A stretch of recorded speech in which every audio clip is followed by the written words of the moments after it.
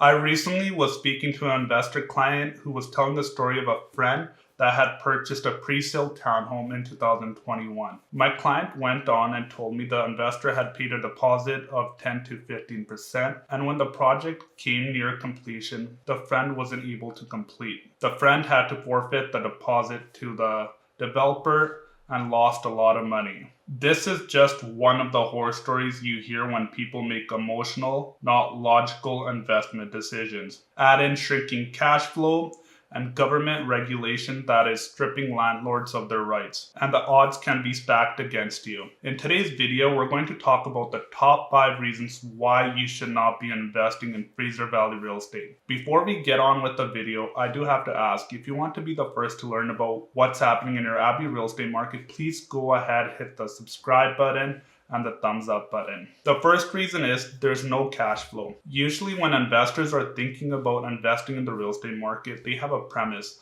motivation of why they're investing, and it's motivated by 2 things. Either they're looking for cash flow or long-term appreciation. Right now, it doesn't matter if you're investing in a 1-bed, 2-bed condo, townhome, or detached home. There's no cash flow. So if you are an investor that's already invested or thinking about investing, just keep in mind there's going to be extra carry-on cost that comes with your investment. For example, if you're looking to invest in a 2-bed, 2-bath condo here in Abbotsford right now, you're looking at a purchase price of $480,000 for a condo that might be anywhere between 15 to 20 years old. So if you do a down payment of 20% of $480,000, that's a down payment of $96,000. Your monthly mortgage payments would be around $2,300. This condo could typically rent anywhere between $2,100 to $2,300. That doesn't include your monthly strata fees, home insurance, and property tax. Thinking of investing or are invested, just know there is extra cost associated with your investment due to the high interest rates. The second thing is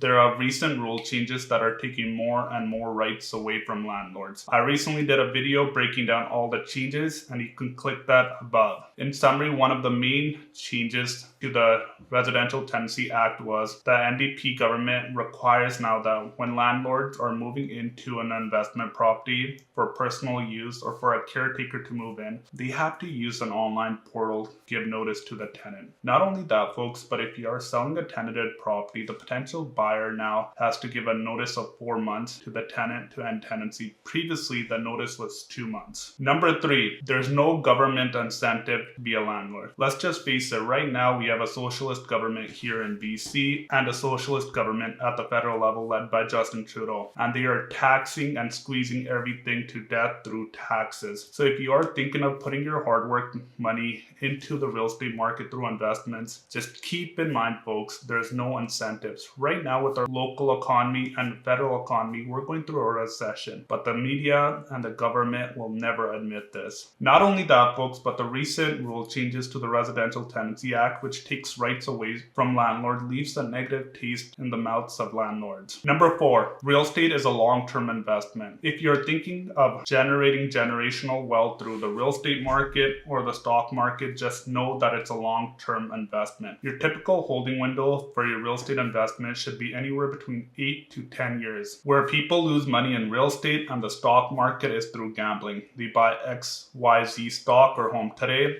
and try to sell with the hopes of trying to sell it tomorrow for a profit. One thing a lot of investors, I shouldn't even use the word investors, one thing a lot of gamblers don't realize is when you're buying or selling real estate, there's a lot of friction cost involved with closing cost. Not only that, folks, but our beloved NDP recently just passed another rule saying that if you're buying any property here in BC, doesn't matter an investment property or your principal residence, you have to hold on to it for a minimum of 2 years. And if you try to sell it below the 2-year window, you're paying a tax, I believe it's around 20%. Number 5, economic uncertainty.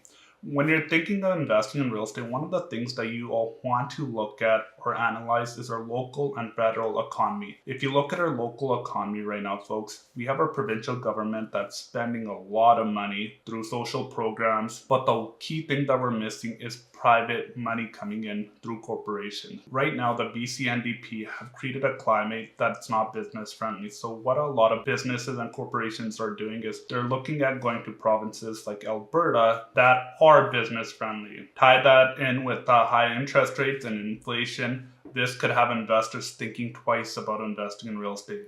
So what's the bottom line?